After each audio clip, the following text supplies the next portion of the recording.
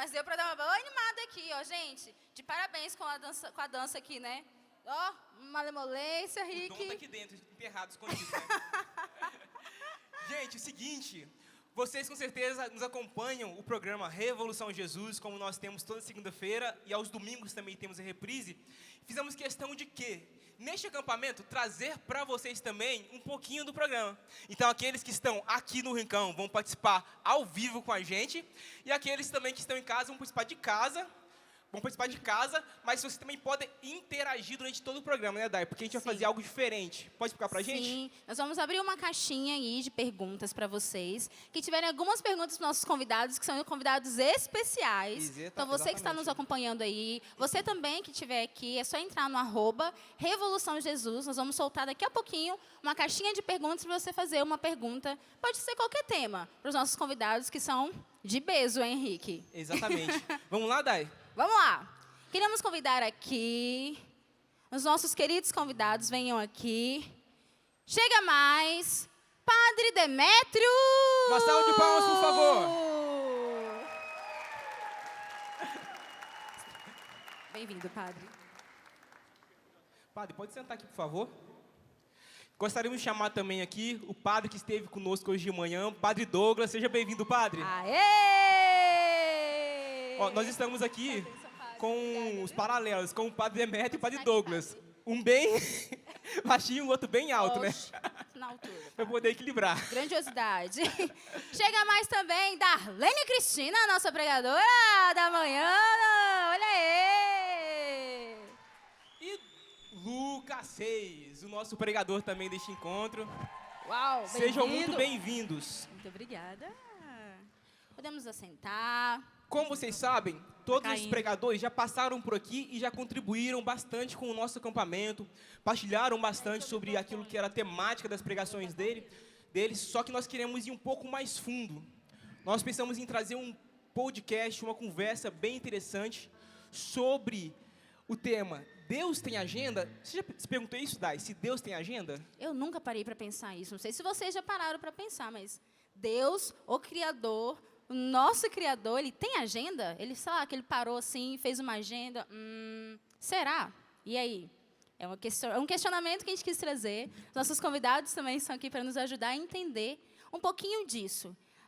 Não só a agenda física, né? Mas os planos de Deus, aquilo que ele pensou e é também aquilo que nós temos, né? Cada um de nós tem uma agenda, a gente se organiza. Então, os planos de Deus com os nossos planos, será que batem? Será que é aquilo que Deus quer para nós? E aí? Vamos começar. Exatamente. Eu gostaria de começar já perguntando, Padre Demétrio, está aqui pertinho.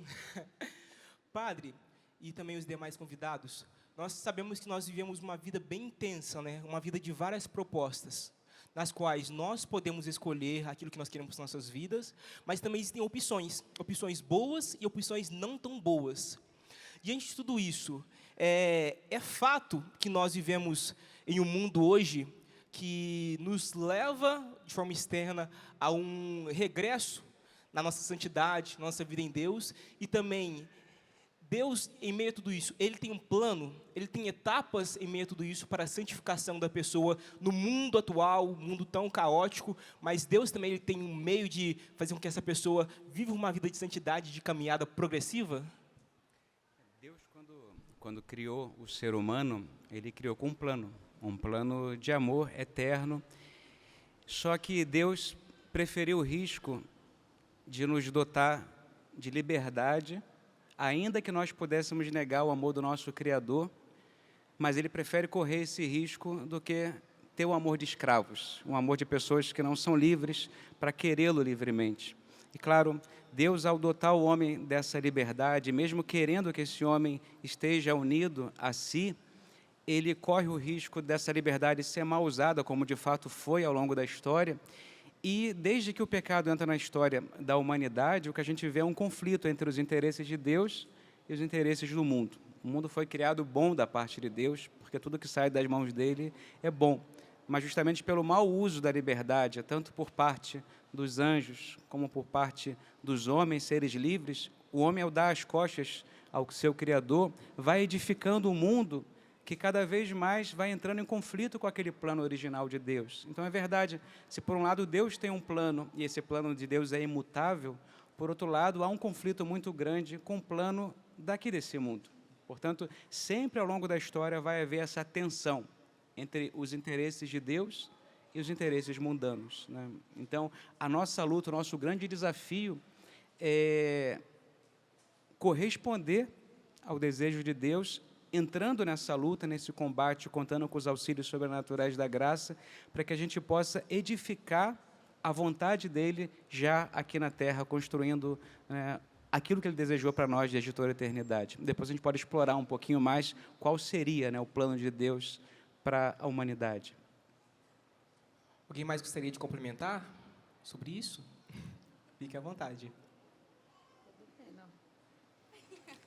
Muito bem. É interessante, padre, o senhor trazer isso, porque isso entra também na realidade mais bela, uma das realidades mais belas do amor de Deus por nós. Porque, por amor, Ele nos deixa livres, né? Por amor, Ele permite se deixar ferir mais uma vez pela humanidade, né?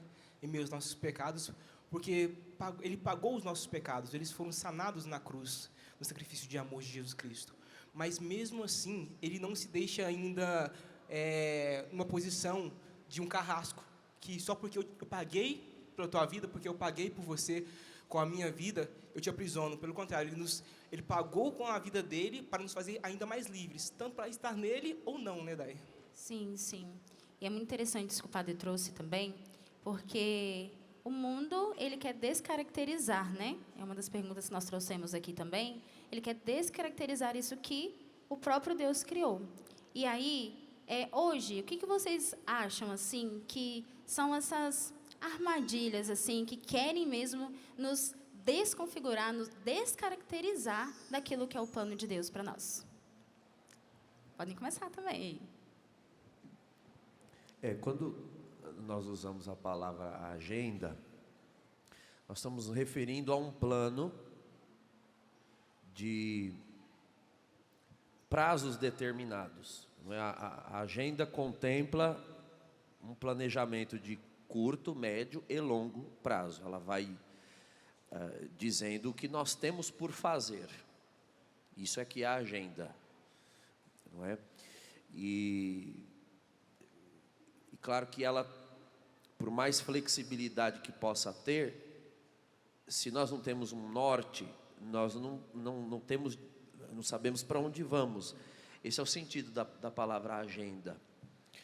Então, nesse sentido, Deus tem uma agenda desde a criação, um plano. Ele nos cria com um plano. E quando o pecado entra no mundo, o pecado é a concretização de uma anti-agenda. Ou seja, Satanás e seus demônios também têm uma agenda para frustrar aquela que é a agenda de Deus. Ele tem um plano que é o de frustrar o plano original de Deus. E claro, todo plano tem uma ideia fundamental. A ideia fundamental de Satanás e de seus demônios é a ideia de que não é verdade que Deus ame e de que Deus queira a felicidade da criatura. Essa era a ideia fundamental. Foi o que causou a queda de Satanás e de todos os demônios. Então, o pecado, ele é uma criação angélica, né? São anjos que caem e, em virtude da malícia desse pensamento, porque nós estamos falando de queda de anjos na origem do pecado, nós estamos falando então que o pecado é uma criação imaterial, e o que peca em nós, portanto, é a nossa alma. A alma arrasta o corpo para o pecado. A alma, com a razão, a vontade, nos presidem. Pois bem, então, basicamente, a ideia que está no fundamento da anti-agenda do demônio é: não confiar nem no amor, nem no plano de Deus, e dar nas mãos da criatura a autoria da própria agenda. Essa é a questão. Então, faça você mesmo a sua agenda. Você não tem de seguir a agenda de um Deus que, se te amasse, aí põe ali reticências e vai preenchendo com aquilo que mais convém aos demônios. Não é como fez com Adão e Eva no princípio. Não, ele disse isso porque no dia em que vocês comerem, vocês serão como ele. Sempre tem uma proposta mentirosa na raiz e muito sedutora. Então, se amasse, teria deixado vocês comerem do fruto. É o que está ali no capítulo 3 de Gênesis. Então, eu acho que essa é a primeira pergunta que nós temos de nos fazer quando nós formos nos referir a que agendas estão no mundo para frustrar a de Deus. Basta examinar se naquela agenda está essa ideia fundamental. Opa, esse estilo de vida aqui, essa proposta de escolhas e opções, é uma proposta que está se oferecendo a mim na forma de eu ser o autor das minhas próprias escolhas e itinerários de vida, à revelia de Deus, às margens do que Deus sonhou. Então, toda anti-agenda divina começa por aí, não é? Acho que é a ideia fundamental. Eu acho que é importante ressaltar também, em cima do que o padre falou, porque nada acontece por acaso, podemos dizer assim. Se existem duas agendas, a gente também pode abordar que existem dois mistérios.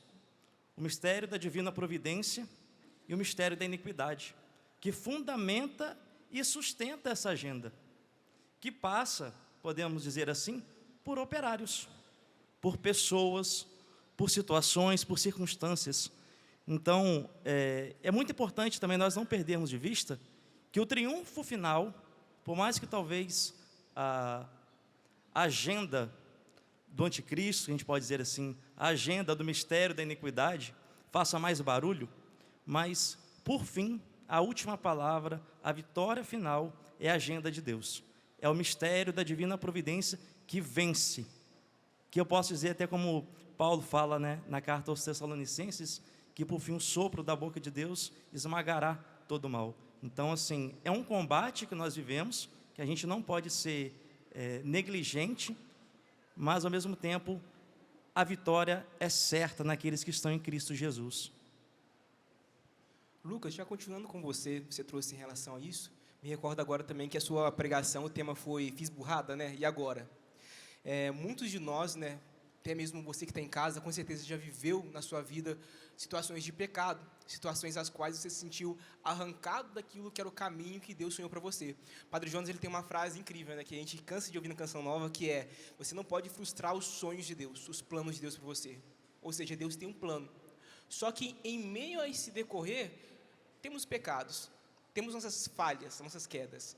O que você diria hoje para um jovem que hoje está se conscientizando disso, falando: nossa, de fato, eu vivi coisas erradas e preciso voltar para Deus. Mas as suas etapas durante a sua vida foram etapas dolorosas, as quais deixaram marcas nele. Como que ele volta para essa agenda de Deus? Como que ele volta para esse ser original? Como que ele volta a sonhar, a deixar, na verdade, se levar para sonhar o sonho de Deus? Olha, Rick, tudo aquilo que nós fazemos, né, aqui também os padres com certeza vão conseguir complementar, porque eles vivem isso no ministério do sacramento da penitência. Mas o pecado em si, ele é perdoado, ele é apagado, mas existem também as consequências do pecado, né? Claro que o nosso Senhor, ele apaga os pecados, mas as marcas, elas continuam.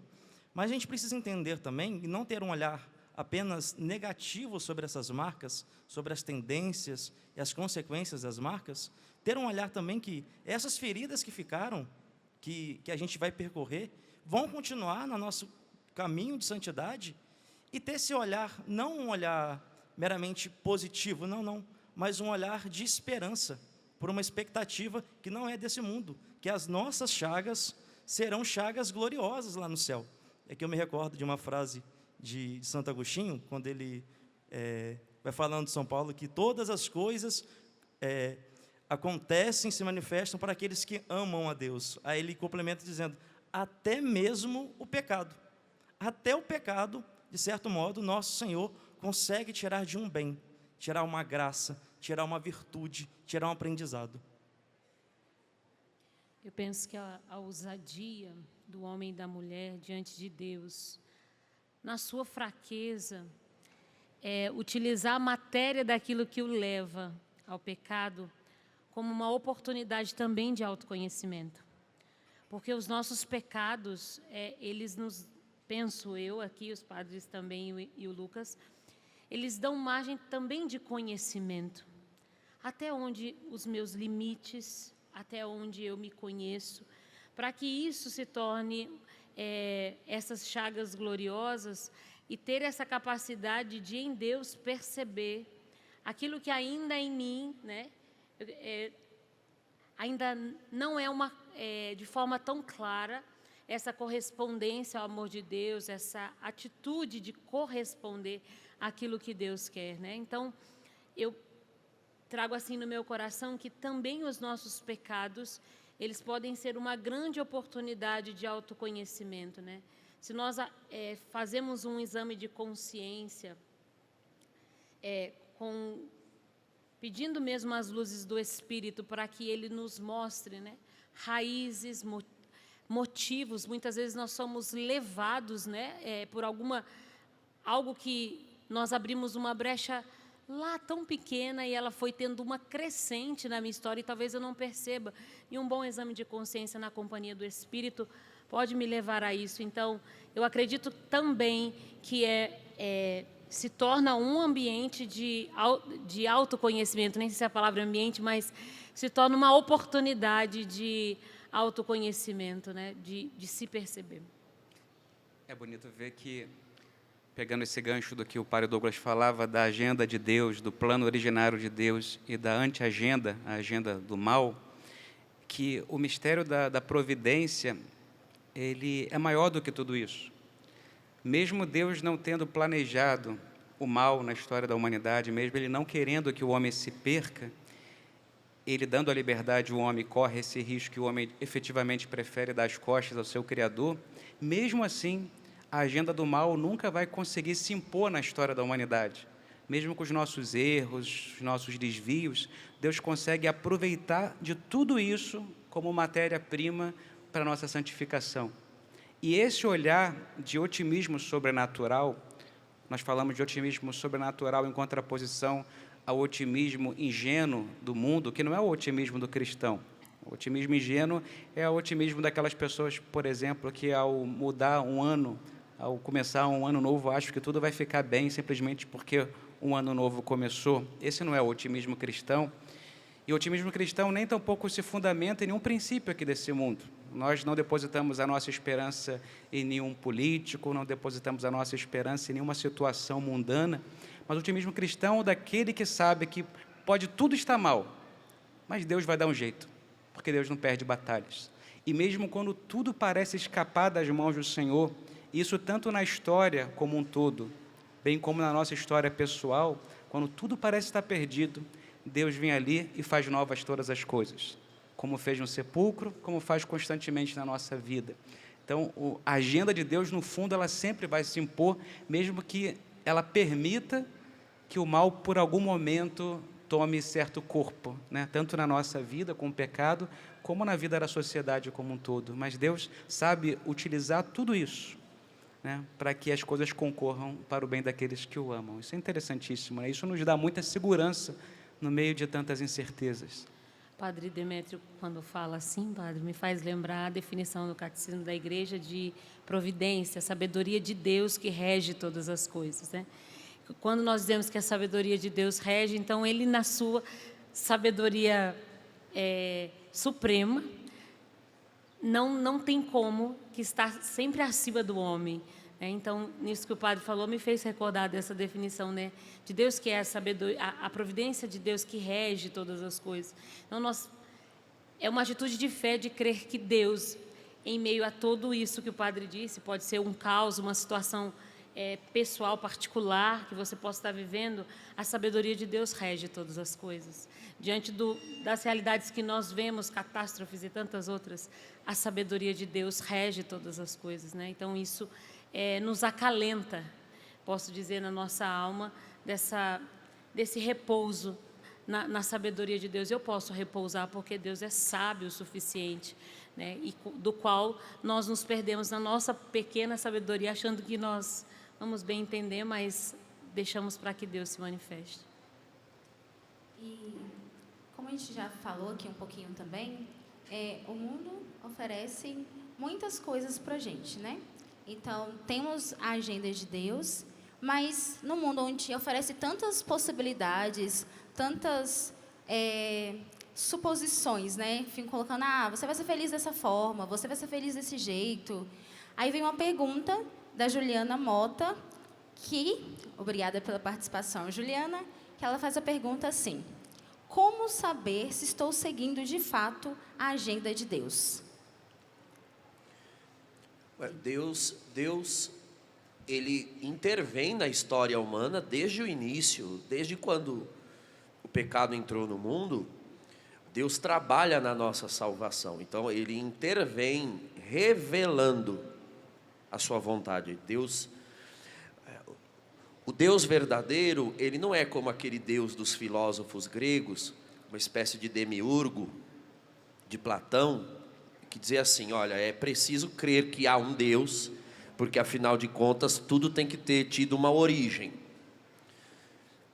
Então, há necessidade de justificar a origem das coisas na existência de Deus. Há que, inclusive, do ponto de vista da filosofia, não seja ateu sob essa justificativa. Mas ela é insuficiente, porque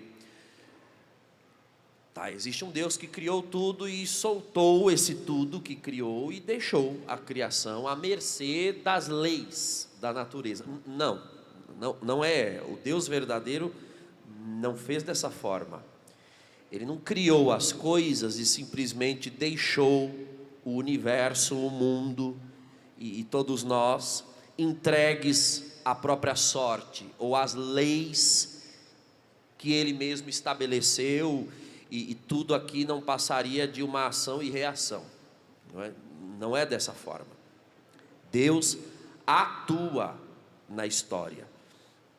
Então é necessário saber ler a vontade dele, o desígnio dele, a agenda dele na revelação. Então, onde está essa revelação? Bom, em primeiro lugar, na Sagrada Escritura. A Sagrada Escritura, ela compila todos os atos de autorrevelação de Deus. Deus se revela. Deus se revela no Antigo Testamento, Deus se revelou aos patriarcas, a Abraão, Isaac, Jacó, Moisés, Josué. Deus se revelou depois pelos profetas. E a Escritura diz: e na plenitude dos tempos, o mistério que outrora estava escondido, que mistério? O próprio Deus. Porque antes você tinha palavras enviadas de Deus, sinais manifestos de Deus, mas não Deus mesmo. Quando chegou a plenitude dos tempos, o mistério, ou seja, Deus mesmo, foi revelado a nós pelo Espírito. 1 Coríntios capítulo 2, versículo 9. Esse mistério foi dado a conhecer, que é Jesus Cristo. Agora, Jesus viveu neste mundo, historicamente, viveu, pregou, anunciou o reino, chamou os discípulos, dentre eles os apóstolos, morreu, ressuscitou, subiu aos céus e não deixou uma linha escrita. Uma linha escrita. Porque o que é que Jesus deixou na terra? Jesus deixou uma igreja. Essa história, Jesus não fundou igreja. Meu Deus do céu. E um magote de 12 marmanjos, apóstolos, é o que aquilo ali? Era uma gangue? Era a associação de moradores do bairro? Não, aquilo ali é uma igreja.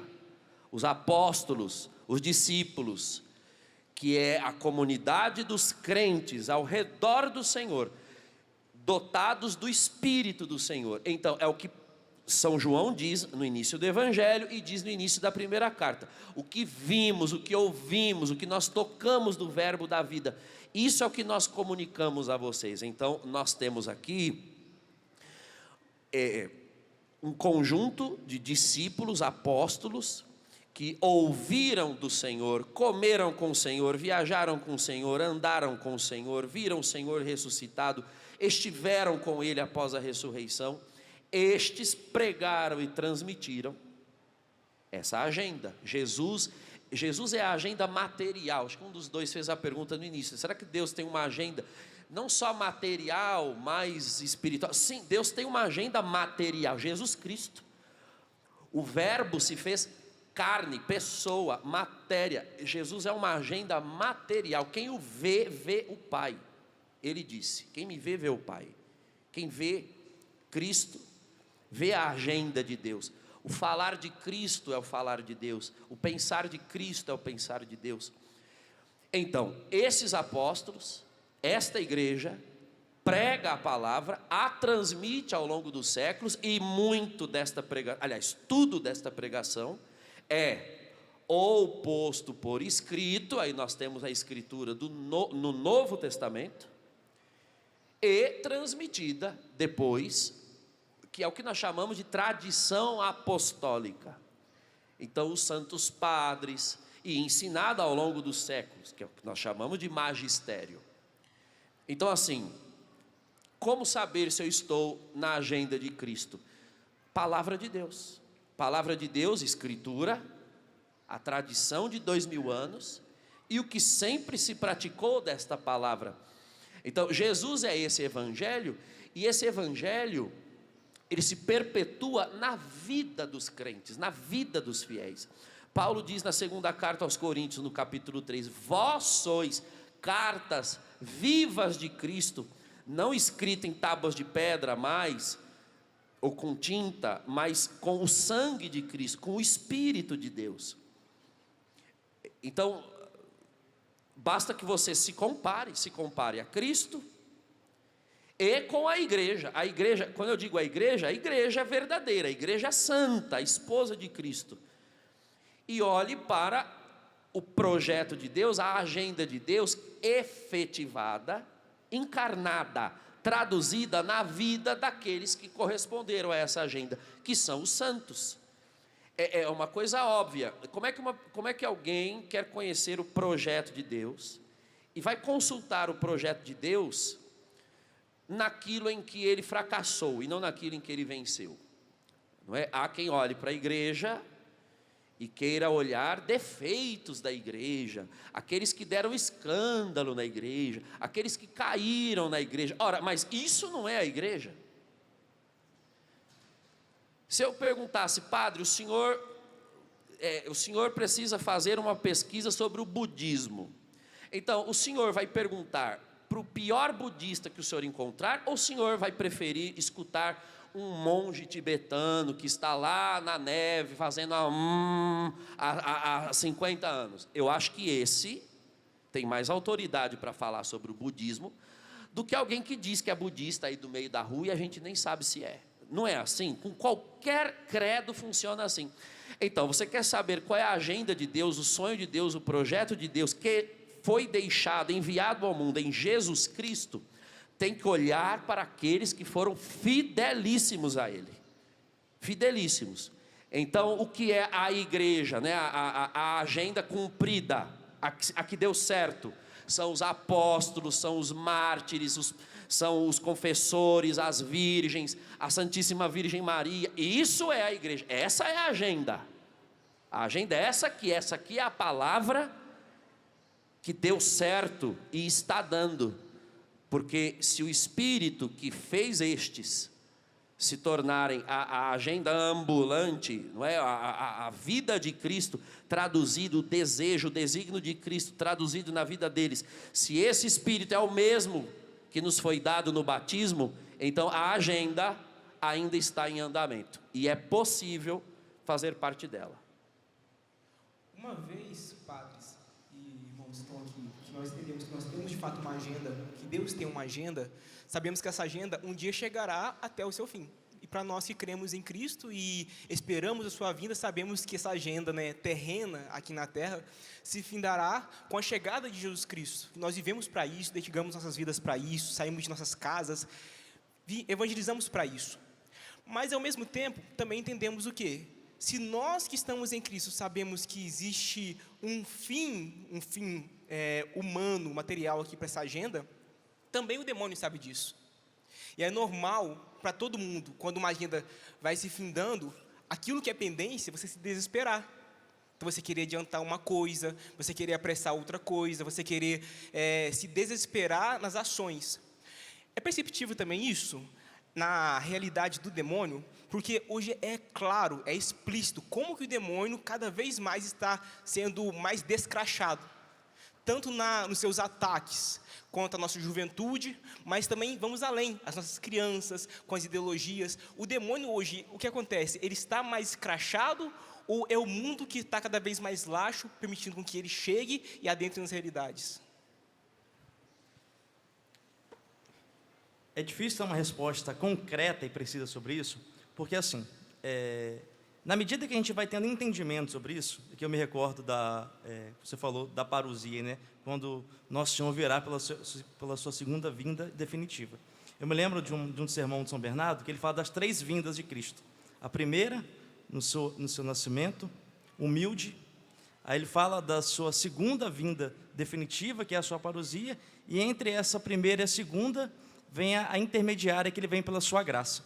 Então, quanto mais nós estivermos imersos nessa graça que acontece agora, que está acontecendo agora em você, que está aqui no rincão do meu Senhor, você que está em casa, e essa graça que permanece em todo momento, insistindo que a gente consiga perceber a ação de Deus, quanto mais nós estivermos na luz de Deus, mais as trevas são desmascaradas. Então, como que a gente vai conseguir perceber a ação do demônio? É estando em Cristo Jesus, naquele que é a luz.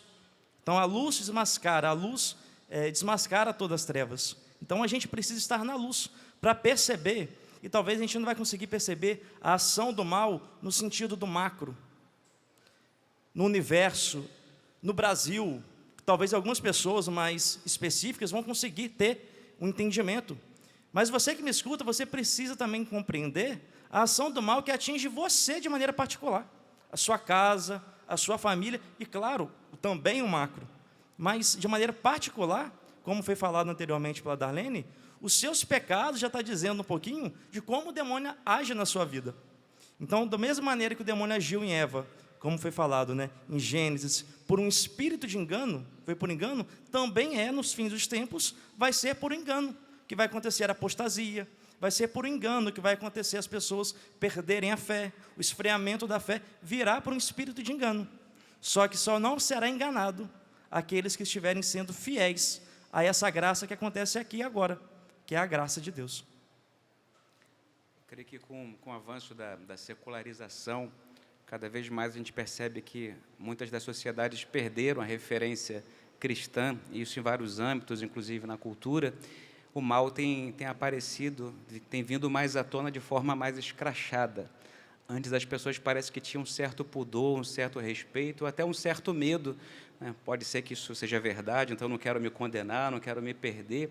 E hoje parece que muitas pessoas se sentem no direito de falar publicamente contra a fé, contra Deus, e sem nenhum respeito, e sem nenhum receio mais. Perderam esse certo pudor, né, que antes era comum numa sociedade que ainda tinha muitos elementos de cristianismo. Muitos devem ter acompanhado, por exemplo, para citar um caso recente, né, a premiação do Globo de Ouro, foi há poucos dias, né, uma das apresentadoras fazendo uma burla explícita sobre o fato de o nome de Deus não ter sido mencionado em nenhum dos agradecimentos dos ganhadores. E ela falava isso quase como um orgulho. Então, você percebe uma sede de malícia e todo mundo rindo. Não há como um cristão observar uma cena daquela e não sentir uma dor no seu peito. Primeiro, uma piedade dessas pessoas, né, porque não sabem o que fazem.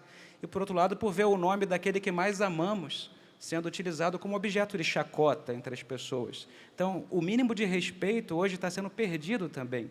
Então, eu creio que, nesse sentido, talvez como num ato de desespero também do maligno, a gente não sabe também o que está aí por detrás movendo a sua agenda, as coisas têm se tornado mais claras, né? Aqueles que dizem que não são de Deus e que são contra os planos de Deus têm aparecido mais publicamente, têm se sentido com maior título de cidadania para poder pregar o anti-evangelho. Então, nesse sentido, as coisas têm aparecido, sim, mais violentamente. É um tempo de provação muito difícil para nós católicos. No entanto, esse tempo tem mostrado, assim, de forma mais clara a diferença entre o joio e o trigo. Nesse sentido, assim, a gente pode ver quem quer ser de Deus e quem não quer servi-lo. As coisas estão sendo bem mais claras do que antes. Me fez lembrar um fato da vida de Santa Teresa de los Andes, o padre contando sobre essa premiação do Globo. A mãe dela desejava muito que ela fosse numa festa de debutante, como na época, e ela, com seus 18 anos, 17, 18 anos, ela não queria ir, não queria estar, não queria. E aí ela foi rezar. E quando ela foi rezar, Deus disse para ela: esteja neste lugar, que de forma explícita não iria ferir a fé, né? Mas era um baile ali, familiar e tudo. Mas aí ela disse: eu estarei, porque serei a única pessoa pensando em ti naquele lugar. Porque quando nós nos colocamos nessa atitude explícita, talvez contra o maligno, talvez seja você o único naquela situação, naquele lugar do qual você é chamado. E é claro que aquilo não pode não ir de encontro à fé que você comunga, mas que você alimenta, mas talvez seja um caminho também que nós possamos trilhar, de que é preciso que eu esteja, que talvez ali naquele lugar não tenha ninguém que fale do nome de Deus. Talvez você pode ser convidado para uma premiação e ali não se fale de Deus, mas você ali faz memória do que Deus atribui como talento àquelas pessoas. E me fez recordar de Santa Teresa de los Andes, porque ela dizia: aqui as pessoas não pensam nele, mas eu penso nele, né? É como que uma reparação, se eu posso dizer assim, de escassez de fé, de escassez do nome de Deus, né? E aí ela diz: eu aqui pensarei em ti. E ainda voltado para esse tema que o padre falou, né? De estarem mais escrachados, estarem falando de forma mais aberta, né? Surgiu uma pergunta sobre a questão de estão mais escrachados, estão falando de forma mais aberta, porque nós cristãos estamos deixando de falar. Hoje os jovens têm se debatido muito sobre isso, que eles não têm mais essa coragem de chegar e dizer que ser essa pessoa, assim como Santa Teresa de los Andes, né? De fato chegar e ser essa pessoa e mostrar que não, eu acredito em Deus. A nossa fé tem baixado, a gente tem deixado de falar e por isso tem dado mais espaço. Quais dicas a gente pode dar para esses jovens que se encontram nessa situação hoje? Eu acredito que hoje, de fato, tudo tem maior publicidade. Pelas redes sociais e etc. Então, vamos supor, algo que no passado a pessoa acreditava ser uma vontade dela, um pensamento dela. Hoje, por redes sociais, você encontra outras dezenas que pensam e querem a mesma coisa que você. Isso para o bem e para o mal. O Padre Demétrio acabou de dizer, fica mais evidente hoje a distinção entre o joio e o trigo. De fato, porque aquilo que já era joio, talvez era tomado de certa timidez em se revelar, o que vão pensar, o que vão achar de mim. Mas aí, de repente, as redes sociais, né, eu lembro que isso, a primeira vez que eu comecei a ver esse tipo de coisa, são as velhas e antigas comunidades do Orkut, né, essas que já nem existe mais. Mas foi a primeira rede social, são comunidades online, onde você encontra vários tipos de pessoas por afinidades. Então, começaram a surgir essas primeiras redes sociais, hoje há uma amálgama delas, uma série delas. E o que acontece é que, quando eu descubro que outros tantos pensam e querem a mesma coisa que eu, para o bem ou para o mal, surge uma espécie de solidariedade naquela inclinação. É uma expressão que a gente usa em doutrina social da igreja. Há uma solidariedade tanto para o bem quanto para o mal. Então, para fazer o que não presta, se eu encontrar outros tantos que queiram fazer a mesma desgraça que eu, nós nos encorajamos e fazemos juntos. E é assim desde o começo do mundo. O que é o mundo? Essa palavra mundo que nós usamos. O mundo vos odeia. O príncipe deste mundo é Satanás. Mundo nada mais é do que a soma dos nossos estilos de vida criados a partir da carne. Então você tem ali as obras da carne listadas por Paulo em Gálatas 5. Vamos supor, fornicação. Tem lá uma das obras da carne, fornicação. Mas o fornicador é ele mais outra pessoa. Mas se tem ele que é fornicador, ela, ele. Bom, então cria-se uma estrutura de fornicação. Aí você cria ali uma zona, né, um prostíbulo. Aquilo ali é o mundo, é a amplificação daquilo que já existia na carne. A carne sou eu, o mundo somos nós na carne. É uma coletividade na carne. Ora, uma vez que através das redes sociais tudo adquiriu maior publicidade, então a carnalidade é publicada e tudo aquilo que é estrutura mundana adquiriu projeção. Então hoje a pessoa ela não tem mais vergonha de admitir que é carnal, que é mundana e que adotou aquilo como estilo de vida, porque ela se sente amparada por outros tantos que querem viver a mesma desgraça que ela. Ora, que conselho se pode dar para um jovem cristão? Observe, isso é a anti-agenda. Você fez uma opção pela agenda de Cristo? Então, até quando nós vamos assistir isso e não nos lembrar do que disse o Senhor? Os filhos das trevas são mais astutos nos seus empreendimentos do que os filhos da luz. Olha lá, os filhos das trevas se gabam do seu pecado, se gabam de estar no mundo, batem no peito, rolam na lavagem dos porcos, achando que é a coisa mais linda do mundo, e os cristãos se envergonhando. Vai rezar o terço na rua, esconde, deixa eu pôr aqui, aí o padre não quer vestir de padre, a freira não quer vestir de freira, o jovem quer se vestir como um pagão, as pessoas querem viver exibindo os próprios corpos, as pessoas têm vergonha. Até quando os filhos das trevas vão ser mais astutos, mais ousados, mais corajosos? Eles cheios do espírito do mundo e nós dizendo que estamos cheios do espírito de Deus? Desculpa, mas os que estavam cheios do Espírito de Deus, desceram o pé na porta do cenáculo e saíram gritando e anunciando maravilhas. Deus não nos deu um espírito de timidez, disse Paulo a Timóteo, mas de fortaleza, diz ele. Fortaleza. Então, o jovem cristão precisa viver com outros jovens cristãos, ter coragem de ter vida cristã, comportamento cristão, vocabulário cristão, ambiente cristão, estilo de vida cristão. E quem quiser rir de nós, que ria.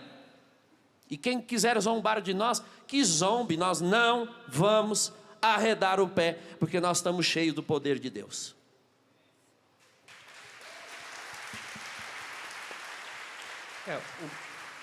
O grande segredo para contrarrestar essa agenda do mal é justamente a solidariedade no bem.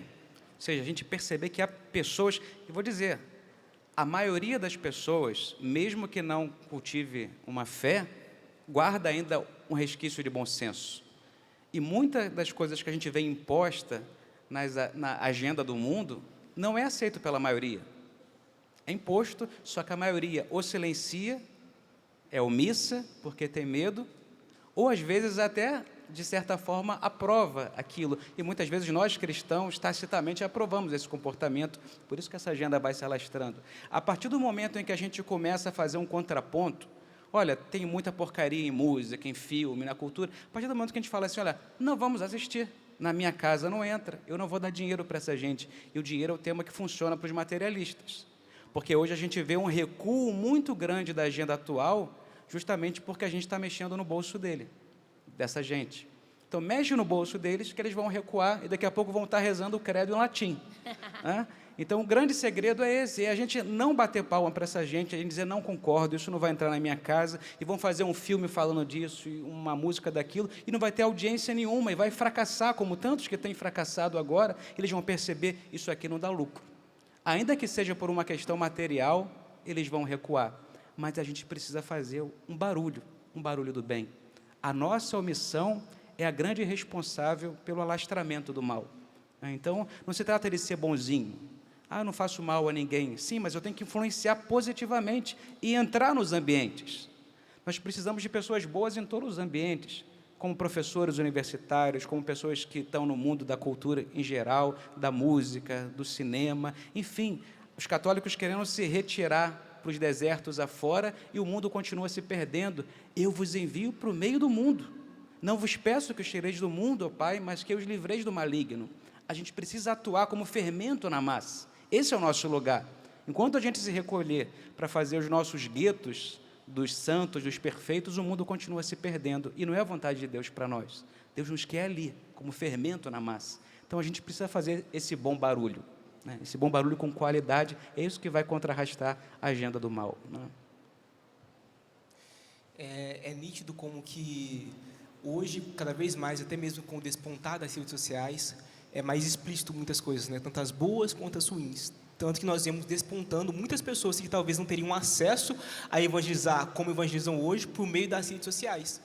E o demônio sabe muito bem disso. Ele é estratégico, né? Ele sabe ver os tempos e as pessoas e as potencialidades de cada um para fazer o que pode fazer. Vocês percebem também, e isso é real, que existe também um investimento do demônio em cima do jovem?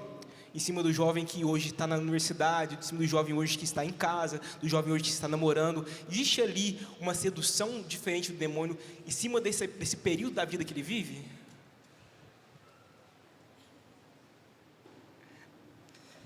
Olha, existe sim, Rick, e é nítido, né?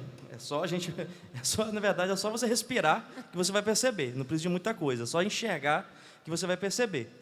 E como os padres falaram anteriormente também, eu acho que é muito importante ressaltar aqui, me lembro até do que o padre falou, lembro daquela frase do Papa Leão XIII, né, que a audácia dos maus crescem pela covardia dos bons.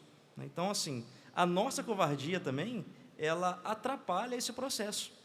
Então, ou seja, como é que a gente vai conseguir vencer esse antídoto? Dando o remédio. O que é remédio? É evangelização, é um bom testemunho. Então, assim, principalmente nós somos jovens, na rede social, dar um bom testemunho. Não na rede social apenas. Não apenas, mas na vida. As pessoas precisam olhar para a gente e ver que é bom. Porque senão, às vezes acontece de nós estarmos assim, dentro da igreja, na agenda do bem, debaixo da divina providência, mas olhando ali no fundo, quem está vivendo no mistério da iniquidade, com ciúme, olhando quem está lá fora, achando assim, ele que está lá fora é mais feliz que eu, não. Precisa também estar bem enraizado em nós que vivemos sobre o governo da divina providência, nós sim somos felizes. Nós sim somos jovens, somos felizes por entregar a nossa vida a Deus, por dar a sua vida na paróquia, por amar seus pais, por viver a lei de Deus. Então precisa ser o nosso testemunho um testemunho autêntico, não um pedaço através da rede social. Então aquilo que a gente vive na rede social precisa ser um transbordar da nossa vida, mas só transborda se literalmente tem vida. Alegria de estar aqui no Revolução Jesus, alegria. As pessoas precisam ver, talvez você que vai tirar uma foto com as pessoas aqui na Canção Nova, precisa ver que você de fato está feliz, não nos 2 dias que você passou aqui, não nos 3 dias, mas por você viver uma vida em Deus. A vida no Espírito precisa contagiar quem vive no anticristo, quem vive no mal, quem vive no pecado. Só assim. Eu posso, talvez, contribuir aquilo que o Lucas está dizendo, mas uma coisa que me faz pensar é que o quanto antes o inimigo de Deus insere no ambiente familiar, onde ali está a criança, e ele cultiva esse mundanismo, automaticamente esse mundanismo vai tendo essa repercussão ao longo da história daquela pessoa, se não existe uma intervenção amorosa de Deus ali, porque, de alguma forma, você, na juventude, como nós, e acredito os padres também, houve esse momento em que nós dilatamos um pouquinho mais o coração e dizemos: Senhor, tá bom, entendemos aqui um pouco daquilo que o Senhor deseja e nós queremos viver. Então, é nítido de que o quanto antes ele frustrar os planos de Deus a seu respeito, para que no fim dê errado, se assim eu posso dizer, ele vai investir toda a energia o quanto antes. Então, eu acredito que na juventude, o quanto antes, todo esse investimento, ele precisa, porque eu desperto essa pessoa, né? Por exemplo, uma coisa que inventaram, né? Começam a imprimir cores, coisas, situações na infância, porque para que aquela criança vá se acostumando com aquela visibilidade, com aquela linguagem, com aquilo ali. E quando chega na juventude, as mães e os pais estão aí rezando, lutando para que o filho se encontre, porque há um grande investimento. Eu acredito, né, como o Lucas falou, que a juventude sim é um alvo por causa da força que a juventude tem, da capacidade. A palavra diz, né, jovens, sois fortes. E porque vencestes o maligno, pois vencestes o maligno, e nós não acreditamos nessa força, que a palavra de Deus confirma a nós, né? Então, é como se aquilo vai sendo a conta-gotas, porque parece que o mundo, ao mesmo tempo que tem pressa, ele não tem pressa, porque ele vai construindo essa pessoa para que ele se torne depois alguém que possa ser alguém que possa denegrir a fé, porque construiu aquela pessoa. E nós, nas nossas casas, nas nossas famílias, nas nossas igrejas domésticas, nós também não semeamos o bem para que se construa esse homem, né? E hoje fere a família, ferindo a família, fere o cerne, fere os filhos, e aí essa construção ela não acontece, há interferências, né? E aí nós vamos trabalhando para que essa interferência seja de Deus, esse encontro seja com Deus, né? Então, eu acredito muito que há um investimento, mas que quanto antes ele tentar atrapalhar, ele sabe onde aquilo ali talvez possa dar, então ele investe o quanto antes. O Padre Jonas dizia uma coisa na Canção Nova, né? Que na Canção Nova, até os padres contando isso, muitas mães têm dificuldade de gestar seus filhos, né? E o padre, uma vez, conversando conosco, ele diz: é possível que o inimigo de Deus não queira filhos de consagrados. E que no ambiente em que a vida é celebrada e que ela venha, a vida não acontece. Ela acontece fora, e aqui no ambiente onde nós estamos, em que nós celebramos quando uma pessoa está grávida, que a vida veio, que o Deus da vida, né, permitiu. E aí o padre dizia, né, nós vivemos grandes provações e também na carne, para que os filhos sejam gerados, e filhos em Deus num ambiente como esse. Então, nós percebemos que há a investida e nós nem tudo vemos, mas o que vemos retrata a nós que sim.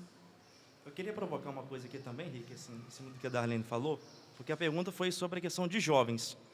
Veja, assim como o mal, o maligno, sugere o pecado, sugere a maldade, o Espírito Santo, ele, desde que eu saiba, ele continua sendo o mesmo Espírito que foi derramado em Pentecostes. Então, ele continua inspirando. Então, assim, esteja aberto, porque às vezes a gente vai esperar. Um exemplo, quando o Papa Pio X teve a inspiração das crianças receberem a Sagrada Eucaristia, a partir dos 7 anos de idade.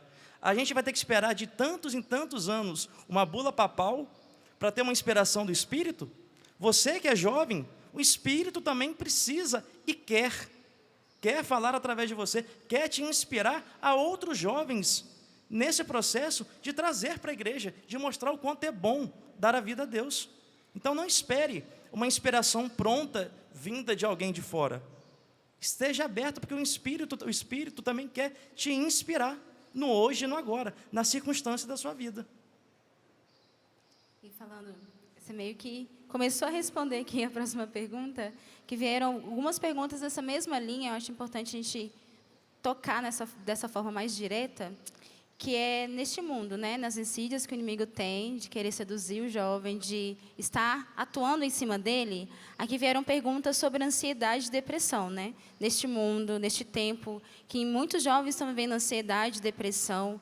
Como bem viver o tempo de esperar os planos que estão na agenda de Deus, sem desanimar, sem cair na carne, sem desistir. De formas concretas, assim, além daquilo que o Lucas já trouxe. Darling?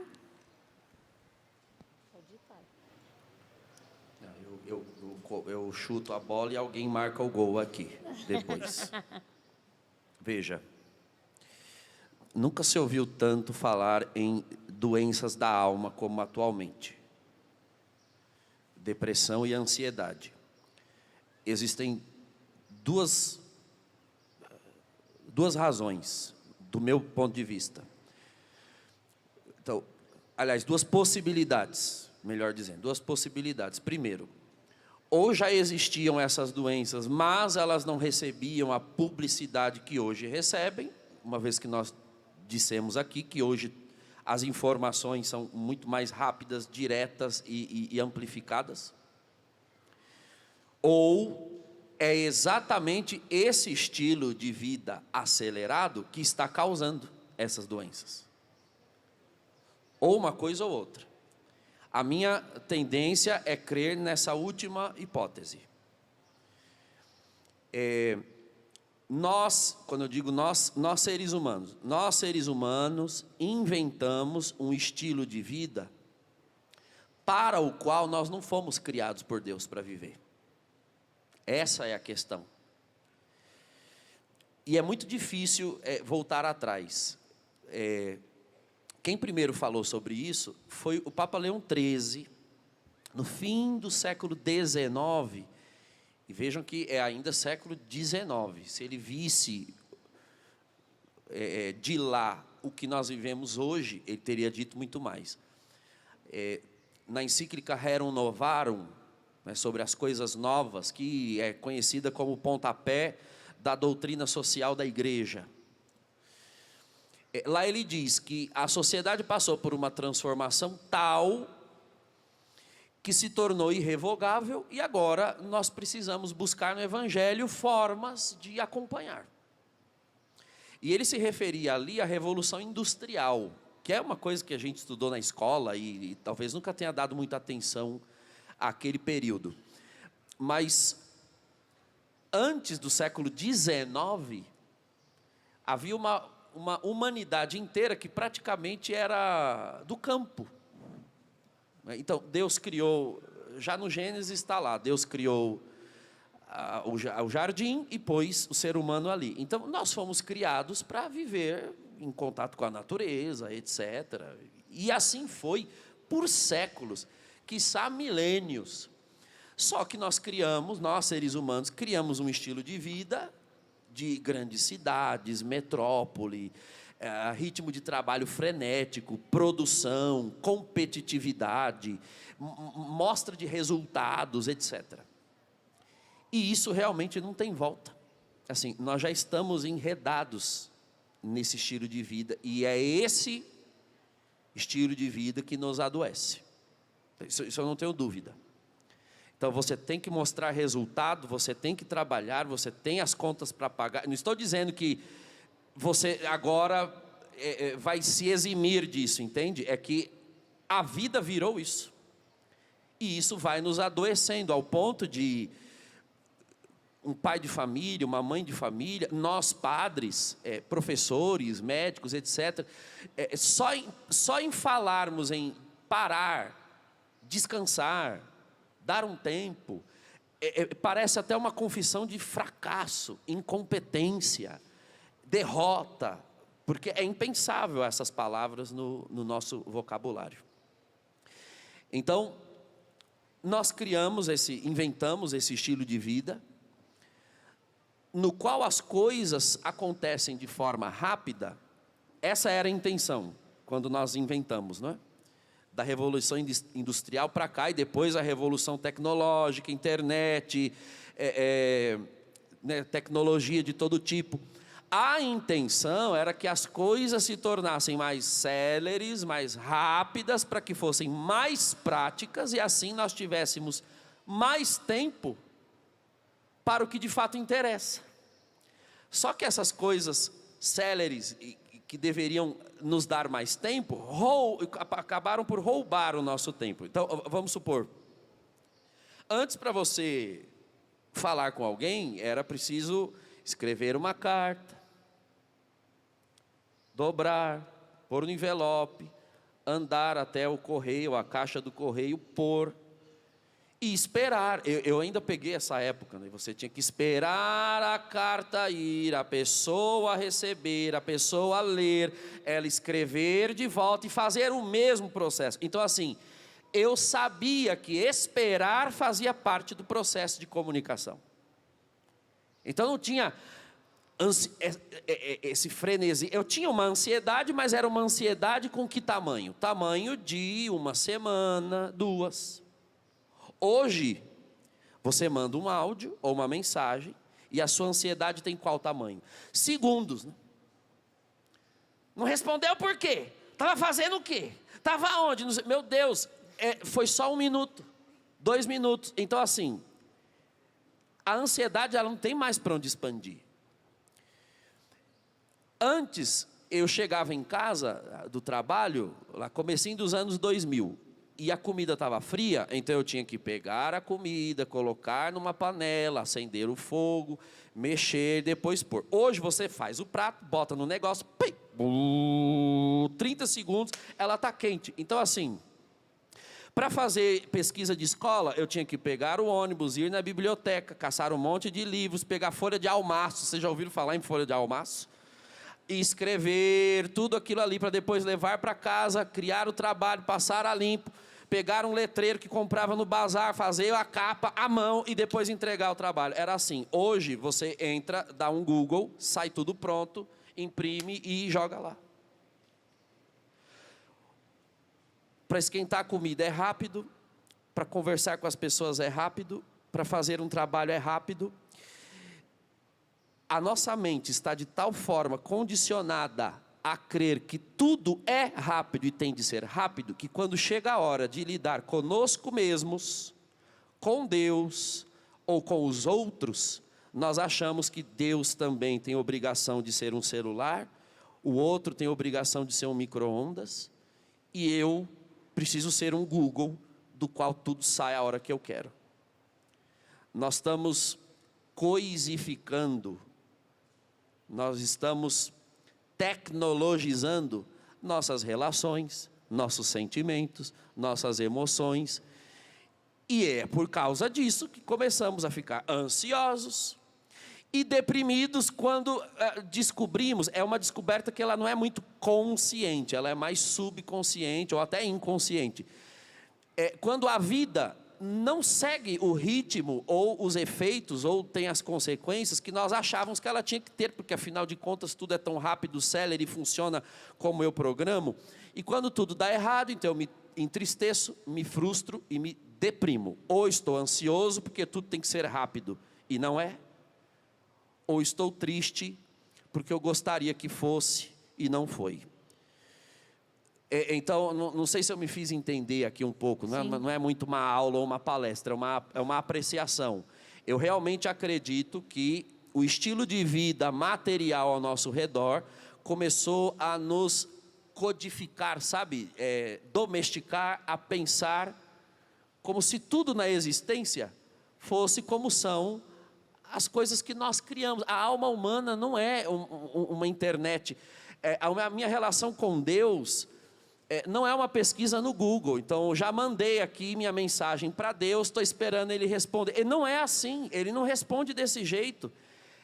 Por isso que alguns fogem da religião ou fogem do cristianismo, porque do ponto de vista tecnológico, a relação com Deus é frustrante.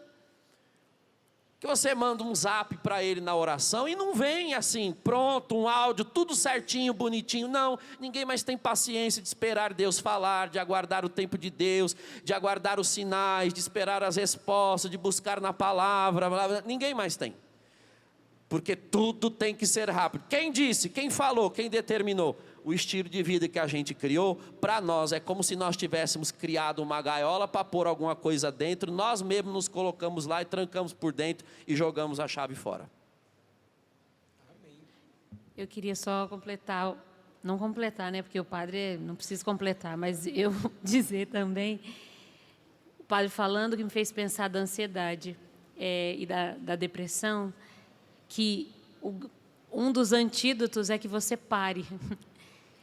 Está dizendo para nós aquilo que nós devemos voltar e aquilo que o ritmo que o padre disse, né? Porque muitos dos exercícios de jovens e que a gente acompanha e que a gente experimenta, o que o psicólogo ou psiquiatra diz, diminua o seu ritmo. É como se ele estivesse dizendo, esse movimento criado não é mesmo um movimento. Então, até a respiração, né? Ele fala, para, respira, toma consciência do seu presente para que você volte ao ritmo, né? Então, olhar para uma realidade dessa que cria uma patologia para tentar me comunicar que eu devo parar. Sabendo que não foi o ritmo daquilo que o padre disse. Que nós criamos, mas não foi o ritmo do qual para que nós fomos criados. Então, a ansiedade e a depressão está nos dizendo de um ritmo criado e que nós precisamos parar. Se você for ao médico, ele vai dizer, você precisa parar. Né?